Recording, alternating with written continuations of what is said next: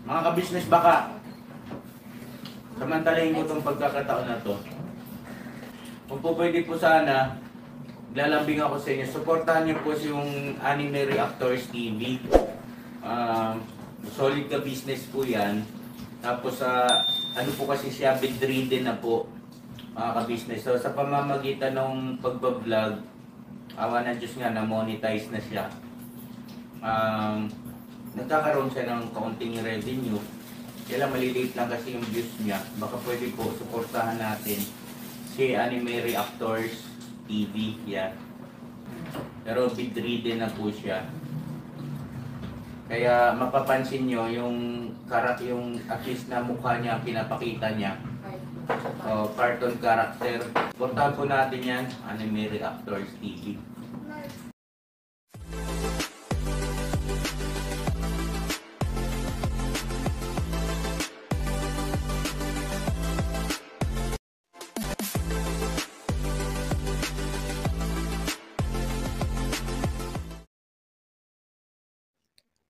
Hello guys, mapagpalang araw po sa ating lahat. Narito pong muli ang inyong lingkod, Anime Reactors TV. At sa mga hindi pa po nakaka-subscribe dyan sa aking munting channel, ay baka pwede naman pong makipindot na po na subscribe button. At makilike and share na rin po ng aking mga video. At patuloy din po natin suportahan ang Mag-amang Ka-Business Official at Papa Dins TV. At ganun din po yung kanilang second YouTube channel na Ka-Business Family.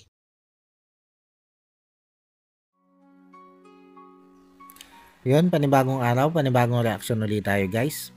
At for today's video po ay gusto ko lang gawa ng reaction o gusto ko lang sagutin itong vlog nitong si Rick Aningat patungkol dito sa kunoy pagsagot niya sa issue niya laban dito kay Laka Business. Dito nga po sa naging vlog na ito ni Rick Aningat na pagsagot kuno niya dito sa naging issue nga niya dito kay Laka Business ay mas tinalakay nito si Rick Aningat dito yung mga naging voice message sa kanya ng mga kagwang na kung saan ay hindi naiwasan ng mga kagwang na murahin siya doon. Kaya ang pinaghihimutok ngayon nito si Rick Aningat ay yung ginawang pagmumura sa kanya ng mga kagwang. Kumbaga, ito yung pinalalim niyang issue dito. Yung pagmumura ng mga kagwang. Pero, yung issue ng paninira niya kay Laka Business ay hindi niya inilinaw. Hindi niya inamin yun. At patuloy siya na nagdi-deny. At tila hinamon pa nga niya dito si Ka-Business na ilabas yung sinasabi nila Ka-Business na ebidensya ng paninira niya laban kay Laka Business. Ang lakas mo pa maghamong, Boss Rick. Bakit? Dahil alam mo na hindi basta-basta ilalabas yan nila Ka-Business. Lalo na kung walang pahintulot nung sponsor na naging kausap mo. Ay paano kaya, Boss Rick? Pag biglang pumayag yung sponsor na ilabas ni Ka-Business yun sa public, ano kaya masasabi mo? Alam mo, Boss Rick, kung ang ginawa mo dito, halip na yung mga kagwang ang sinisisi mo sa nangyaring ito, halip na idinidiin mo ngayon yung mga kagwang, kung ang ginawa mo na lang, dyan sa ina-upload mong video yan, ay inamin mo yung pagkakamali mo kay Laka Business at humingi ka ng sorry kay Laka Business dahil doon sa mali mong nagawa. Dahil doon sa katarantaduhan mong ginawa, ay baka napalubag mo na ang loob nila Ka-Business doon pa lang eh. Pero dito sa in-upload mong video ito, wala kang inamin dito na ginawa mong mali. Pilit mong inililigtas ang sarili mo dito, Boss Rick. At pilit mong inililihis yung issue ng ginawa mong katarantaduhan kay Laka Business. Alam mo, Boss Rick, kung anong tawag sa diskarte mong yan? Reverse psychology. Gusto mong baligtarin sa isip ng viewers mo yung sitwasyon. At mukhang magaling ka sa ganitong strategy. Dahil kahit papaano, ay napalabas mo dyan sa mga viewers mo na ang mali dito ay yung mga kagwang. At ikaw ang biktima. At tila ba pinapalabas mo pa na ito sila ka-business ang mali. Dahil naniwala agad sila sa sabi-sabi na wala naman sapat na batayan. Sa tingin mo ba, wala talaga silang sapat na batayan para sila'y magalit? Para sila'y maglabas ng ganyang issue? Katulad halimbawa, dito sa ginawang pagmumura sa iyo ng mga kagwang. Dito ka gigil na gigil eh. Dahil ito yung pinatampukan mo dito sa video mo. Ito yung idiniin mo dito sa video mo. Sabi mo, hindi mo alam kung bakit gano'n na lang ang galit sa iyo ng mga kagwang. Ay sira ulo ka ba? Sa tingin mo ba magagalit sa iyo yan ng ganyang kagalit? Kung wala silang pinaguhugutan, kung wala silang pinanggagalingan, sa tingin mo mga sira ulo yan na magagalit sa iyo ng walang dahilan? Kung tutuusin, Boss Rick, ang hina din ng kokote mo dito eh sa pagsagot mong ito kay Laka Business sa issue. Dahil ipinarinig mo pa yung mga voice message sa iyo ng kagwang na oo, mali kung sa mali na minura kanila. Pero sabi ko nga, hindi mo sila masisisi kung namura kanila. Dahil malinaw naman dyan sa sinasabi ng mga kagwang kung bakit kanila minumura. Napakalinaw, Boss Rick, na sinasabi nila na siniraan mo sila ka-business, damay sila. Yun yung dahilan kung bakit kanila minumura. Lahat sila. Yun yung sinasabi. Bakit mo sila siniraan?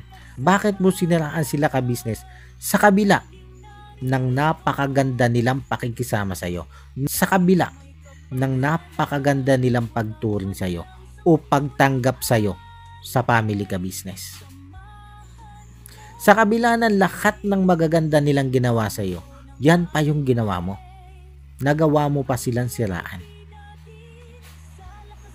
At hindi sila magsasalita ng ganyan kung wala silang sapat na batayan. Kaya doon sa tanong mo, kung bakit sila nanggagalaiti, kung bakit sila nagagalit sa iyo, kung bakit kanila minura, andyan na rin yung sagot. Napakalinaw na ng sagot. Huwag kang bobo. Naturingan ka may pinag-aralan eh. Pero yung ganyang simpleng bagay, hindi maarok na utak mo. Sa tingin mo maloloko mo lahat ng viewers na makakarinig sa'yo ng paliwanag mong yan? Alam mo, Boss Rick, sa totoo lang, dyan sa ginawa mong paliwanag na yan, mas lalo mo lang inilaglag ang sarili mo. Oo, may nakita ako sa comment section mo na may mga tangang naniniwala sa'yo. Pero iilan yan. Iilan yung mga makikitid ang utak na yan. Iilan lang yan. Yung mga utak munggo na supporters mo na kumakampi sa'yo kahit kitang-kita na kung ano yung pagkakamali mo. Napakalinaw eh. Alsin mo lang yung mga mura ng kagwang na ikinasasama ng loob mo. Alsin mo lang lahat yung mura ng kagwang na yon. Napakalinaw dyan kung ano yung pinanggalingan nila, kung bakit sila nagalit sa'yo. Pero dyan sa mga naging mensahe sa'yo ng mga kagwang, ang pinalabas mo lang sa mga viewers mo, ang pinaunawa mo lang dyan sa mga viewers mo, ay yung ginawang pagmumura sa'yo ng mga kagwang. At yung dahilan kung bakit kanila minura, ay iniwasan mong ipaliwanag. Kumbaga, idiniin mo lang yung kasalanan ng kagwang. Kaya nga sabi ko, ang strategy mo ay reverse psychology.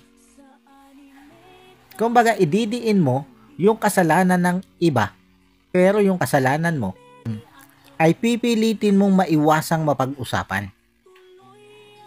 Oo, pinahapyawan mo nga. Pero, sa bandang huli, ay hindi mo din naman inamin na yun ay ginawa mo. Pilit mo pa rin itinanggi. At ang idiniin mo lang dyan sa video mo ay yung ginawa nilang pagmumura. Ay bakit hindi mo idiniin dyan sa video mo at hindi mo ipinaliwanag dyan sa video mo kung bakit ka minura? Malinaw naman dyan sa sinabi ng mga kagwang. Siniraan mo ang kabisnes. Damay sila. Dahil ang sinasabi mo, doon sa mga nakausap mo, doon sa mga ginapang mo, ay ito sila ka-business, ay mga plastic. Kumbaga, plastikan lang sila doon. At magaganda lang ang ipinakikita pag sa harap ng camera.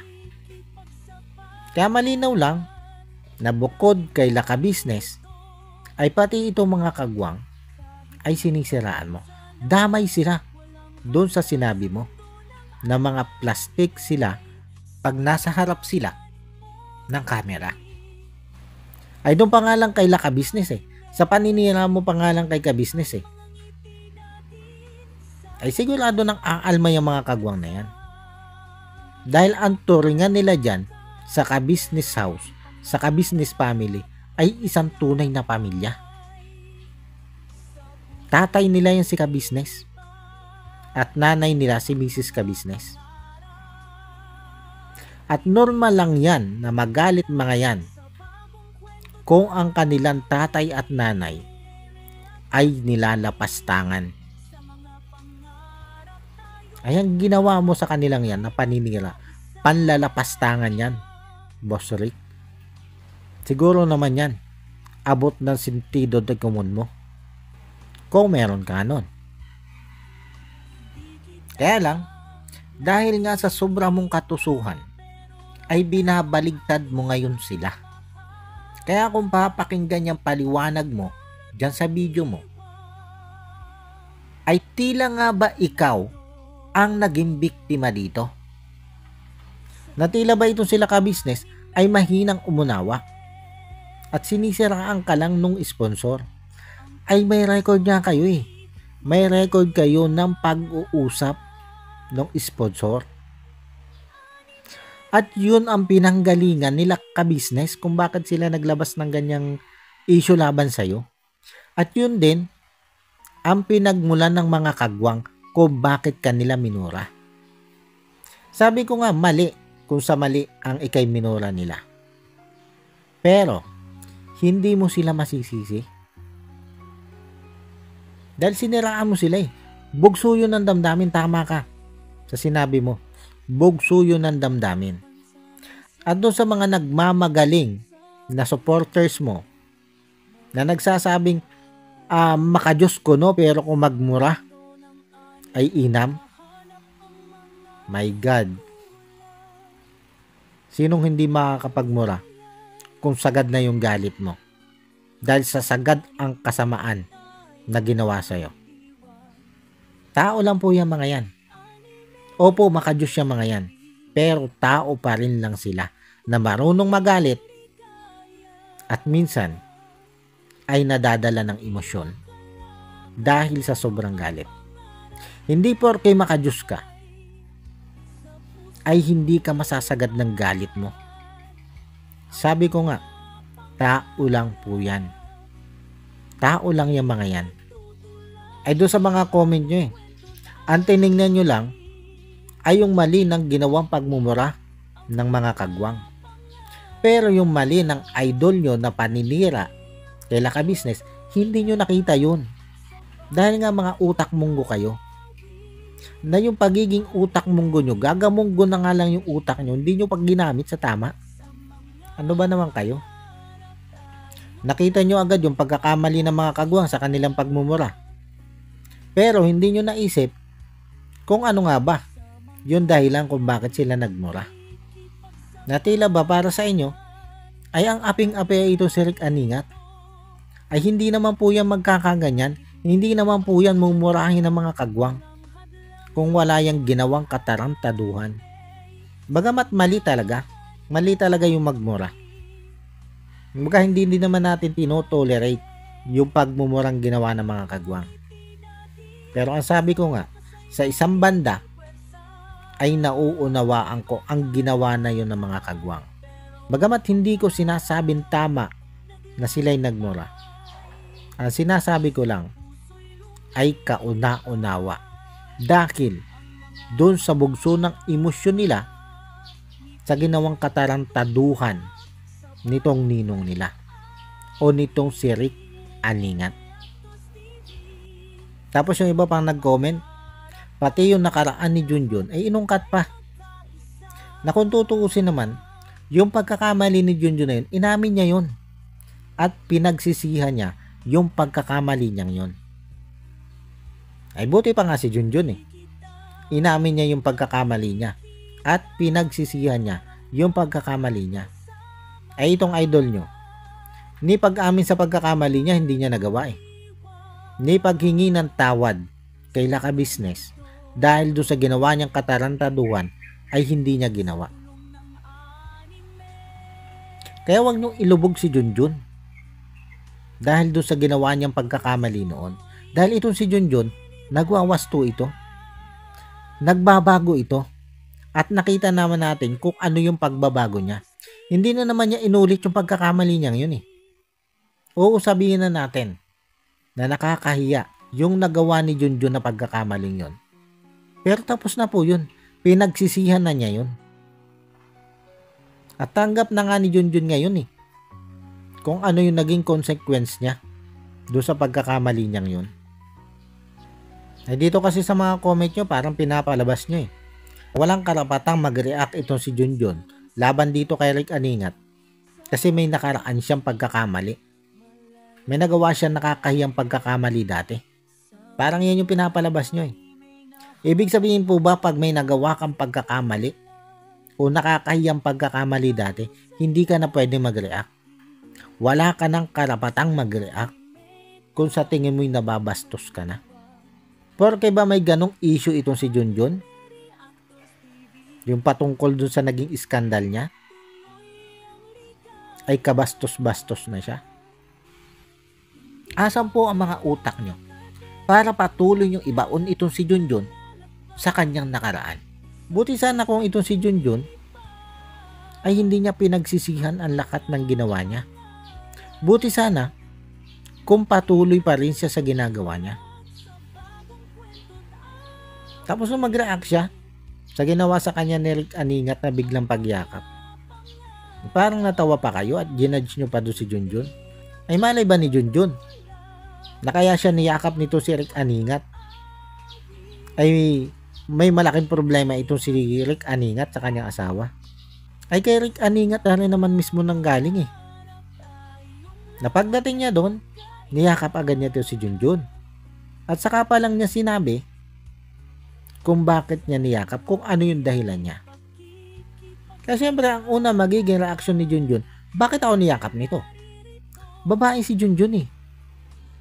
At kahit na nga Junjun pa, ang pangalan niyan ay babae pa rin po yan. Sos Maria Josep naman po kayo. Kaya ganun yung una naging reaksyon niya. Hindi porke may nagawa siyang kahihiyan noon dati ay hindi na siya makakaramdam ng pambabastos. Kaya wag niyo i-judge si Junjun dahil wala kayo sa katayuan ni Junjun. Bagamat sabi ko nga ay may nagawa siyang pagkakamali noon, hindi naman ibig sabihin nun ay kabastos-bastos na ito si Junjun. Respeto din naman po natin siya. Dahil sabi ko nga, inamin niya yung pagkakamali niya at binago niya ang sarili niya. May nabalitaan ba kayo na inulit uli ni Junjun yung kanyang pagkakamaling yun? Wala na naman, di ba? At pinagsisisihan na nga niya yun eh. Hanggang sa ngayon nga pinagsisisihan niya ang pagkakamali niyang yun. Kaya nangyayari kasi ngayon eh.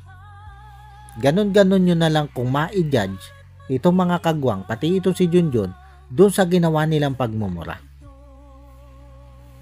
Pero, diyan sa ginagawa nyong panlalait o pangmamaliit dito sa mga kagwang at kay Junjun, doon sa ginagawa nyo yung panjajudge sa kanila, ay hindi nyo man lang naisip na mas masahol pa kayo kaysa sa kanila. Para bang tipong kayo lang yung may karapatang manghusga o magsalita ng hindi maganda sa kapwa. At sila, pag sila nagsalita ng hindi maganda sa kapwa, ay pati yung Diyos, idinadamay nyo sa inyong mga komento. Tapos ang mga sinilip nyo nga lang, ay yung mga nagawang pagmumura ng mga kagwang, na hindi nyo na naisip kung ano nga ba yung pinanggalingan ng pagmumura nila, kung bakit nga ba sila nagmura. Ay ano nga ba ang pinagmula ng pagmumura nila? Nakinig ba kayo doon sa mga sinabi nila? Bakit hindi nyo subukan tanggalin sa pandinig nyo lahat ng mura nila? At ang pakinggan nyo ay kung ano yung pinanggalingan nila kung bakit sila nagmura. Napakalinaw dun. Napakalinaw sa mga sinabi ng kagwang kung bakit sila nagmura. At ang punot dulo dito ay yung ginawang paninira nitong si Rick Aningat kay Laka Business. Kumbaga, hindi sila makakapagmura kung hindi gumawa ng katarantaduhan itong si Rick Aningat. Dahil sabi ko nga, hindi naman mga siraulo yung mga kagwang na yan na magmumura nang wala namang dahilan. Doon sa hindi pa rin makaunawa hanggang sa ngayon, aba, problema nyo na yan. Sa tingin ko, kailangan nyo na si Papa Dins para humingi ng tulong na magpatingin kay Dr. Vincent. Dahil sa tingin ko, ay yung utak nyong gagamunggo na nga lang ay na-virus pa. Kakailangan nyo na talaga ang saklolo ni Dr. Vincent. Kaya lang naalala ko pala na ito pala si Dr. Vincent. Ang kaya nga lang pala nitong pagalingin o ang kaya lang nitong gamutin ay yung mga taong nasisiraan ng ulo o nasisiraan ng bait. Pero yung mga taong tanga ay ang alam ko hindi na kayang gamutin yun ni Dr. Vincent. Kaya problema nyo na ngayon yan. Paano guys, hanggang dito na lang muna ulit po. At sana po ay nagustuhan nyo ang aking reaction video ito. At muli po ay maraming salamat po sa patuloy pong sumusuporta at sa walang sawa pong nanonood sa aking mga ina-upload na video. At sa mga hindi pa po nakaka-subscribe dyan sa muntikong channel, ay baka pwede naman po makipindot na po ng subscribe button at makilike and share na rin po ng aking mga video. At yun, bago po tayo tuloy yung magtapos, ay gusto ko lang pong i-shout out. Ito sila Ma'am Nerissa ng New Jersey.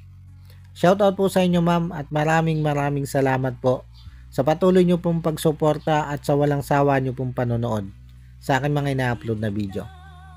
At ganoon din po dito kay Ma'am Elena Capillo. Shoutout po sa inyo ma'am at maraming salamat din po sa patuloy nyo pong pagsuporta at sa wala nyo din pong sawang panonood sa aking mga ina-upload na video. At yun, maraming salamat din po ma'am sa lagi nyo pong pagpapadala sa akin ng blessing. At shoutout din po dito sa aking mga kasamang reaktor na sila Ma'am Flers Channel, Alminda Mix Vlog, Annalisa Reality Vlog, MK Inday Okray TV, Kamix Vlog, Taong Gala, Kalingap Turak, at Katangay PLC. Shoutout po sa inyo. At yun, muli po ay maraming salamat po. And God bless po sa inyong lahat. Anime Reactors, shoutout po. Suportahan natin yan si Anime Reactors TV. Yan, pakisupport po natin. Siya po ay isang bidridden na mga ka-business. Check nyo po yung kanyang YouTube channel, Anime Reactors TV. Siya po isang bidridden na, ayan, kahit papano nakakagawa-gawa siya ng mga reaction video patungkol sa ka-business official. Suportahan po natin para kahit papano magkaroon siya ng revenue. May magamit siya sa pambili-bili man lang ng gamot. Ano po mga ka-business.